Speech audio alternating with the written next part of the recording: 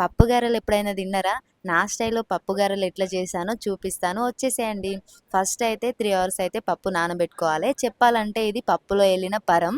ఇదైతే 3 అవర్స్ అయితే మా అత్తమ్మ నానబెట్టింది. ఇట్లా నానబెట్టిన పప్పునైతే మనం మిక్సీలో ఏసి మంచిగా రుబ్బుకోవాలి. రుబ్బుకునుడంటే మరీ మెత్తగా రుబ్బుకోవద్దు. నేను చూపించిన విధంగా రుబ్బుకుంటే సరిపోద్ది. ఆ తర్వాత ఆ పిండి పక్కన పెట్టి మళ్ళీ మిక్సీలోకి ఉల్లిగడ్డ, మిరపకాయ, జీలకర్ర, చిన్న అల్లం ముక్కలేసి కొంచెం ఉప్పేసి అయితే దాన్ని కూడా మంచిగా మిక్సీ పట్టుకోవాలి మెత్తగా. ఆ మెత్తగా మిక్సీ పట్టుకున్న దాన్నయితే మనం రుబ్బిన పిండి ఉంటది కదా! దాంట్లోనైతే ఏసుకోవాలి. అందులో ఏసుకొని మళ్ళీ కల్యామాకు, కొంచెం కొత్తిమీరాకు, కొంచెం కారం, మళ్ళీ కొంచెం ఉప్పేసి మంచిగా కలుపుకోవాలి. కలుపుకున్న తర్వాత కంచుడు పెట్టేసుకొని అందులో ఆయిల్ పోసుకొని మంచిగా నేనైతే వడల్లాగానైతే ఏసుకుంటున్నా. ఆయిల్ వేడైనంకనైతే గారెలనైతే నూనెలో ఏసుకున్నా. మంచిగా కాల్చుకోవాలి. నేనైతే ఎప్పుడైనా గానీ లో ఫ్లేమ్‌లో పెట్టి మంచిగా గారెలనైతే కాల్చుకుంటా. ఇట్లా మనం కాల్చుకున్నామనుకో లోపల పిండి గూడా పచ్చి పచ్చిగా ఉండది. మంచిగా కాలుతది లోపల గూడా. ఇవి ఇంకా పెసరపప్పు గారెలు కాబట్టి ఆయిల్ అస్సలు పీల్చుకోదు.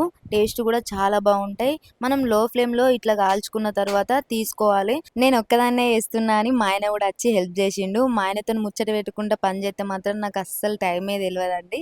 అంత బాగా కామెడీ చేత్తడు. మంచిగా ముచ్చట పెడతాడు. ముచ్చట పెట్టుకుంటేనైతే మంచిగా పప్పు గారెలైతే ఇద్దరం కలిసి రెడీ చేసినాం.